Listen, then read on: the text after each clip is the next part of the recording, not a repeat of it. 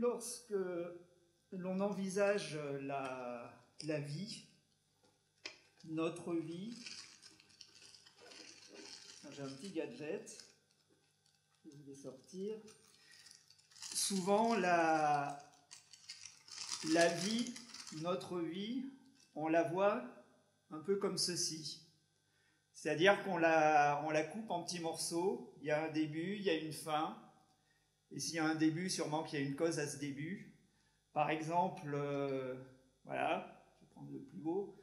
Je m'intéresse à la philosophie depuis que j'ai rencontré la Société normande de philosophie et dans le but d'être plus heureux dans ma vie.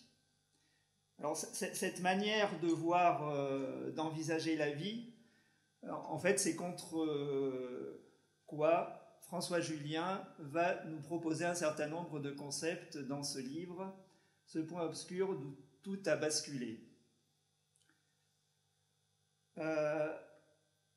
Alors, on ne voit pas très bien, mais si vous regardez la couverture du livre, vous distinguez plus ou moins des traits jaunes orangés. Alors, il s'agit en fait d'un morceau d'un tableau de Kupka, ce grand peintre qui est un des pionniers de l'abstraction. Et c'est un tableau qui est à Pompidou. Et quand on va sur le site du centre Pompidou, on lit sa description. Cercles et demi-cercles s'agencent dans une composition dynamique déterminée par un point infime. Ce dispositif formel constitue pour Kupka autant la synthèse plastique du mouvement que la pulsion énergétique de la vie organique. Et la pulsion énergétique de la vie organique, c'est ce que François Julien va défendre par rapport à la vision crayon de la vie. Bon, François Julien a 70 ans, il a une double formation philosophique, Europe et Chine. Alors, au niveau de formation Europe, c'est très classique, ENS, agrégation et doctorat. Et en Chine, il a fait des études à l'université de Pékin et de Shanghai. Et le travail de François Julien, c'est de questionner la philosophie occidentale par la philosophie chinoise. Alors, je mets en garde tout de suite contre un contresens qu'on pourrait faire. Il ne s'agit absolument pas de dire que la philosophie chinoise est supérieure à la philosophie grecque et qu'il faudrait qu'elle la remplace. Simplement, la philosophie chinoise va être pour lui un outil pour interroger, pour décoïncider de la philosophie grecque.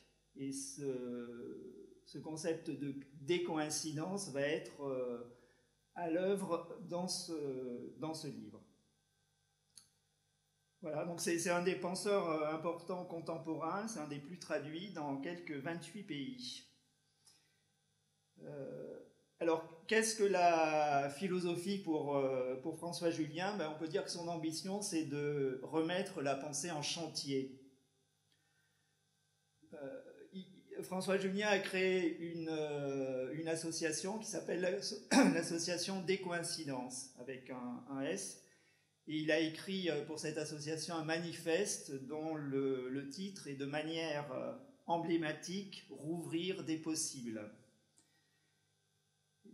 Dans une conférence, il nous dit « Dès que l'on pense », donc sous-entendu « dès que l'on pense vraiment », on déborde, sinon on reste dans l'ornière. Donc on va essayer de déborder un petit peu. Dans ce bois obscur d'où tout a basculé, François Julien va nous proposer de faire un certain nombre d'écarts face aux mots de la philosophie de l'être. Philosophie de l'être, c'est ce qui caractérise la philosophie occidentale dans ses racines les plus profondes, c'est-à-dire dans la philosophie grecque. Alors, chercher des écarts dans les mots de la langue, pourquoi ? donc décoïncider de notre langue et dans notre langue? Bien parce qu'en fait, notre première obédience, notre première adhésion dans laquelle nous sommes soumis sans avoir de prise dessus, c'est notre langue. En plus, nous pensons en fait dans cette langue. Et du coup, par rapport à cette langue, on ne peut pas se révolter. Parce que si on se révoltait dans notre langue, eh bien on le ferait en utilisant cette langue. Donc il y a une espèce d'antinomie. Par contre, ce que l'on peut faire, et ce que propose François Julien, c'est la fissurer sur quelques termes. Et il va nous proposer donc ces concepts sous la forme de mots ordinaires, pris dans le langage ordinaire, des mots qui ne sont pas des mots savants, justement pour qu'ils ne soient pas chargés idéologiquement. Et ces nouveaux concepts tirés de la langue ordinaire, ça va être les outils qui vont nous permettre de décoïncider et de répondre à la question pratique, comment fait-on pour décoïncider?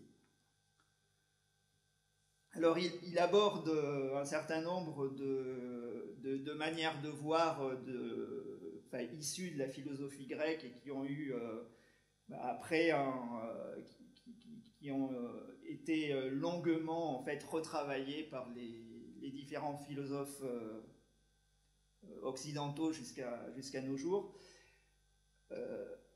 Donc on va voir deux de ces thèmes. Le premier, c'est sur la division, diviser, et le deuxième, c'est sur la causalité.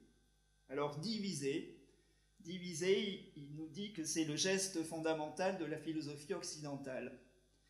Alors, effectivement, on l'a chez Platon dans le Phèdre. À un moment donné, il y a une scène qu'on appelle la scène du boucher. Alors, dans lequel, donc c'est Socrate qui parle, donc, je vais dire dans une traduction de Luc Brisson, découper par espèces suivant les articulations naturelles en tâchant de ne casser aucune partie. Et cette découpe, on la retrouve notamment chez Descartes, dans le discours de la méthode, diviser chacune des difficultés que j'examinerai en autant de parcelles qu'il se pourrait et qu'il serait requis pour les mieux résoudre. Et donc c'est ce que j'avais symbolisé, en fait, cette division par mes crayons.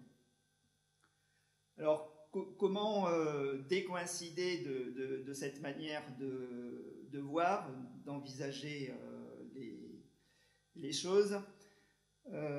François Julien nous propose d'opposer à diviser le verbe cliver. Cliver, dans son sens technique, si on regarde dans le Petit Robert, on a fendre un corps minéral, un diamant, dans le sens naturel de ses couches. Et en fait, dans la langue chinoise, cliver, on utilise le même terme pour dire cliver que pour dire raisonner. Donc pour les Chinois, en fait, raisonner, c'est cliver le jade. Alors, la différence peut paraître subtile. Il nous propose comme image pour mieux comprendre quelque chose tiré de la géographie, où il va opposer la ligne de partage des eaux au 45e parallèle. Donc la ligne de partage des eaux, elle est dans le paysage. Elle fait partie du paysage. C'est quelque chose qui est dans le paysage et qui fait que, à un endroit donné, les eaux vont dans un sens et un petit peu plus loin, elles vont dans l'autre sens. Donc cette ligne de partage des eaux, si on la recherche, elle est à détecter à l'intérieur du paysage. Le 45e parallèle, par contre, lui, il n'existe pas dans la nature. C'est quelque chose que l'on a plaqué sur le réel. Donc, on le projette en fait sur le paysage. Donc le 45e parallèle, c'est une ligne qui divise, tandis que la ligne de partage des eaux, c'est une ligne qui clive le paysage, donc le réel en fait, par métaphore. Donc en clivant, on fait apparaître les rainures, les fibrures intérieures. Il ne s'agit pas d'analyse, il s'agit de détection. On ne décompose pas, mais on démêle plutôt. Et il se trouve que dans la littérature chinoise, il y a un boucher aussi. Alors, pas très loin de l'époque de Platon, hein, c'est le 4e siècle avant notre ère. Et ce boucher, en fait, c'est un boucher qui n'a jamais besoin d'affûter son couteau, parce que lui, il découpe dans les veinures, dans les interstices. Et donc lui, en fait, il clive, il circule librement, en fait, dans les énergies du corps. Alors, avec le livre de Jean-Christophe Bailly, on était dans l'image et puis un peu on était dans l'esthétique, et je pense que c'est cliver. Oui, cliver, c'est une notion aussi qu'on peut reprendre en fait pour l'esthétique lorsqu'on regarde un tableau. Alors je sais pas si vous avez vu, il y a eu une très belle exposition Gérard Fromanger au musée des Beaux-Arts de Caen. C'était à la fin de l'année 2020 et début 2021. Et il y avait un tableau mais immense, hein, qui fait plus de 9 mètres de long sur plus de 3 mètres de haut, qui représente un paysage toscan. Et Fromanger a représenté beaucoup de volutes en fait, sur ce tableau. Et lorsqu'on est devant, on circule dans ce tableau, mais on ne le circule pas en divisant. On ne se dit pas, on n'isole pas là une maison, là un arbre, mais on suit les rainures, les circulations d'énergie du tableau. Alors, le deuxième grand thème, c'est celui de la causalité. Donc, la causalité, c'est le besoin qu'on a de trouver le pourquoi des choses. Autrement dit, l'explication. Et on a tendance à tout vouloir justifier, voire de se justifier. C'est pour ça que j'ai pris l'exemple... Pourquoi je m'intéresse à la philo, et il faut que je trouve une raison. Ben voilà, ma rencontre avec la SNFI va être la cause. Mais en fait, qu'est-ce que je fais en disant ça? Ben je vais chercher quelque chose d'extérieur que je plaque en fait sur le réel. Expliquer, il l'écrit... en séparant ça en 2 mots, c'est faire entrer quelque chose du dehors, et c'est poser un fait comme étant un effet. Et en fait, lorsqu'on fait ça, on ne tient pas compte de tout un tas de choses, on ne tient pas compte du reste, on isole une cause et le reste n'existe plus. On peut prendre un exemple, voilà, on est au Pays d'Auge par exemple, et on voit une pomme tomber d'un arbre. Tout de suite, donc, notre besoin d'expliquer pourquoi cette pomme, elle tombe de cet arbre. Alors, on peut lui donner une explication, une cause, la gravitation, en disant, ben voilà, c'est la gravitation qui fait tomber cette pomme. Et lorsqu'on fait ça, en fait, on va chercher une explication qui est une théorie physique, et on vient la plaquer, en fait, sur un phénomène du réel, quelque chose qui s'est passé dans la vie.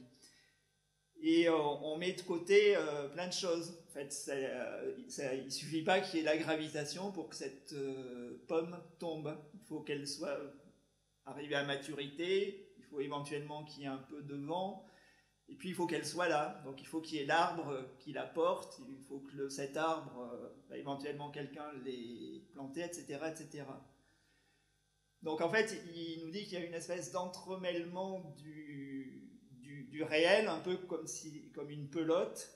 Et lorsqu'on applique en fait ce besoin de causalité, c'est comme si on tirait un fil, voilà, donc mes crayons, et la pelote, en fait, on la met de côté et on oublie toute sa complexité.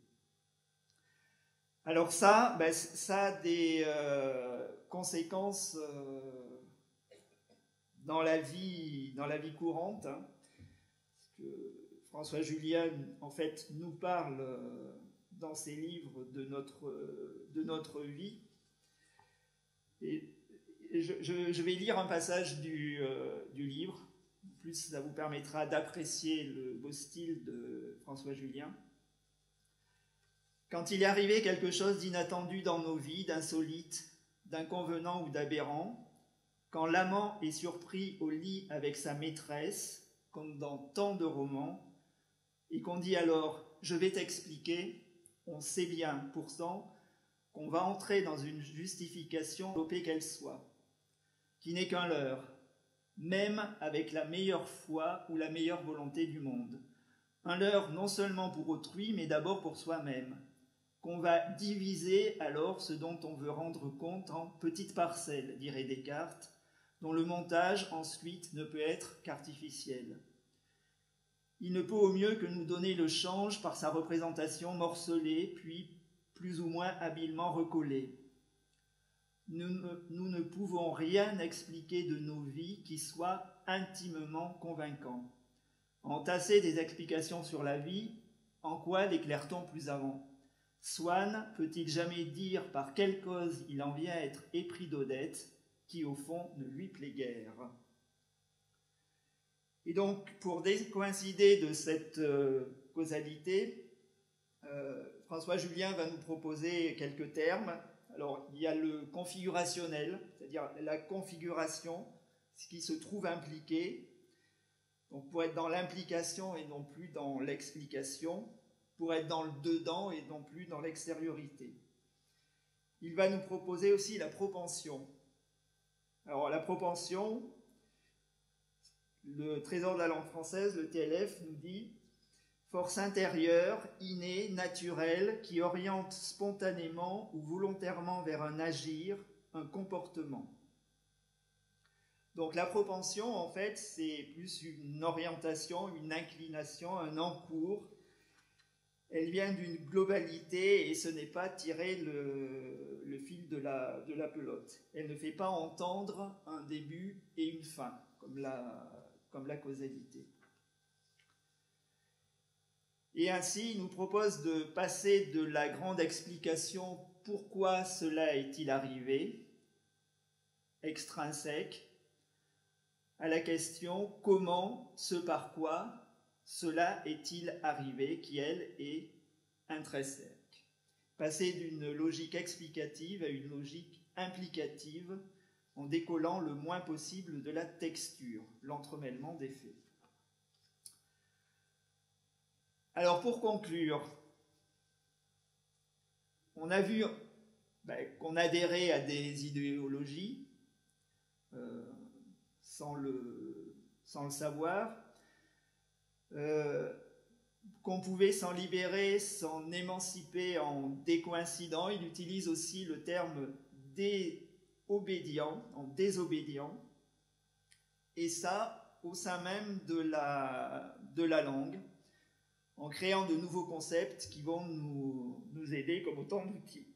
Donc cliver plutôt que diviser, le configurationnel et la propension plutôt que la causalité. Et pour finir, je vais citer un petit paragraphe du manifeste de l'association des coïncidences que François Julien a fondé, et pour ouvrir en fait sur un côté, sur un pan politique. La décoïncidence, ça a aussi une valeur politique. Décoïncider nous met en effet directement à l'œuvre, nous situe d'emblée dans l'effectif. Il s'agit d'initiatives sans commandement, locales, plurielles, de terrain, d'abord diverses et discrètes, mais qui font leur chemin. Chacun, là où il est, peut en engager. Dès lors que j'ouvre un écart vis-à-vis de thèmes et de comportements si bien scellés, commence de les fissurer, je me mets du même coup à décoïncider, donc à rouvrir des possibles. Dès que je ne reproduis plus la langue imposée des textos ou du global English, certes, ce ne sont là que fissures dans la carapace qu'organise la dictature du marché mondial, les lois de la mise en réseau et l'anonyme inhumaine technicité, mais ces fissures peuvent se relier et se faire écho. Elles peuvent s'associer et se soutenir, rouvrir un commun partagé.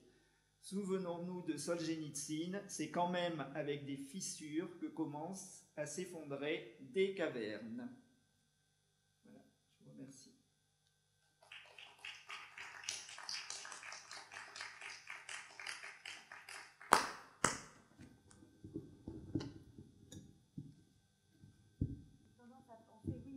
Décoïncider pour ne pas rester coincé. Parce que c'est vrai qu'on pense, on fait de la philosophie pour essayer de comprendre le monde, mais à diviser, à poser des contraires, etc. On simplifie, ce qui est très complexe, et on passe finalement à côté, on reste dans l'ornière. Est-ce que tu pourrais revenir sur le très beau titre du livre, dont je ne me souviens déjà plus, et peut-être qu'après ton exposé, je vais pouvoir faire davantage le lien entre ce titre et le contenu de ton exposé, ou que le lien va m'apparaître alors que oui, le titre m'est resté hermétique au début. Oui, non, il n'est pas très évident. En fait, ça s'appelle « Ce point obscur d'où tout a basculé ». Et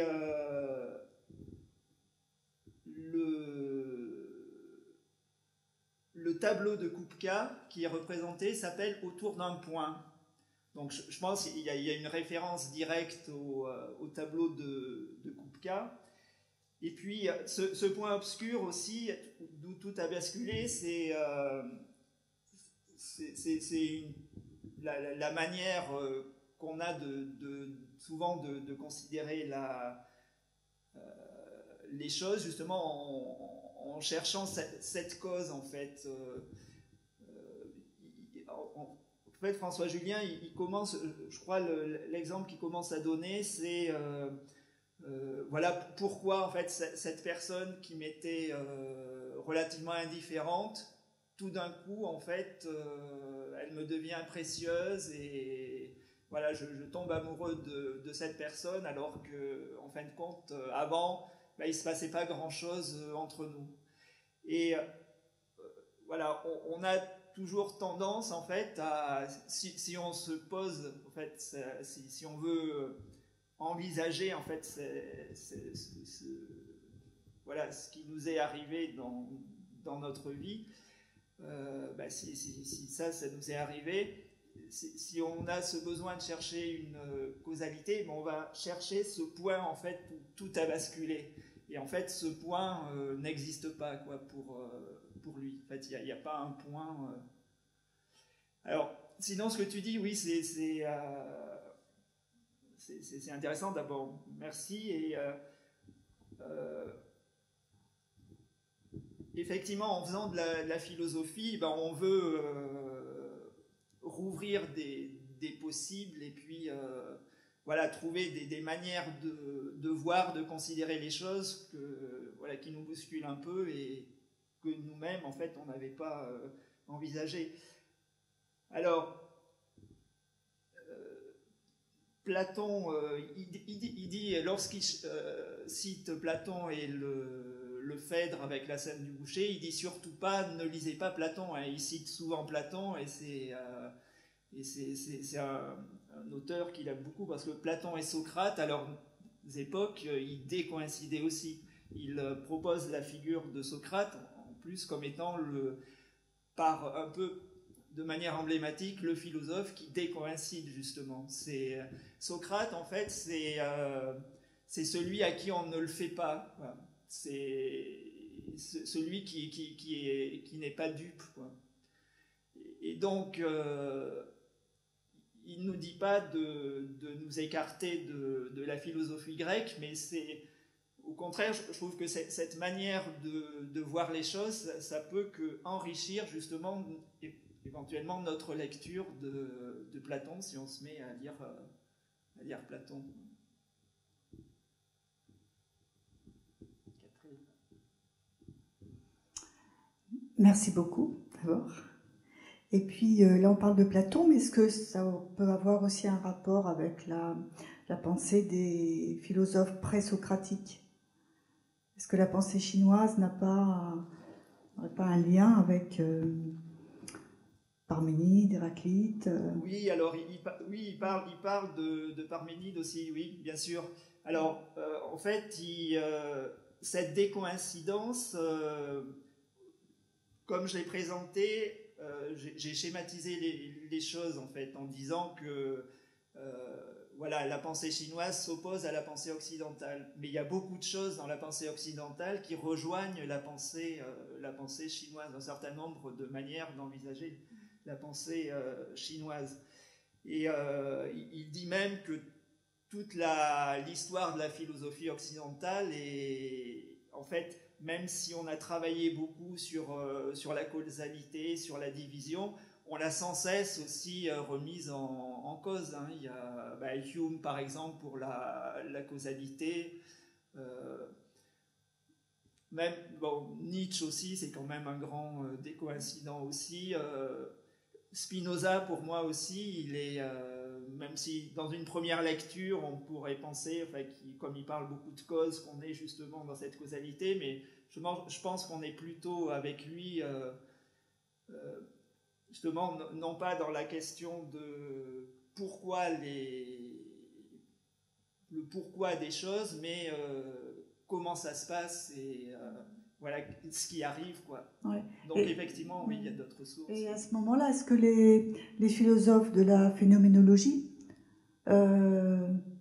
Husserl, Bergson, Heidegger, on serait plus dans cette décoïncidence? Oui, ils sont dans la décoïncidence. Alors, par exemple, de Bergson, il en parle aussi, parce que ça fait partie aussi des philosophes qu'il cite assez souvent dans ses livres. Alors, à chaque fois, par contre, il trouve qu'ils ne vont pas suffisamment loin, c'est-à-dire qu'il reste cette ontologie, l'être, en fait, il est toujours là, mais n'empêche qu'ils sont quand même aussi, oui, dans cette décoïncidence.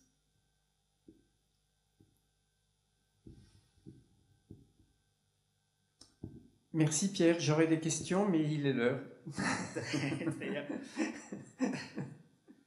Donc je crois que je les poserai hors champ.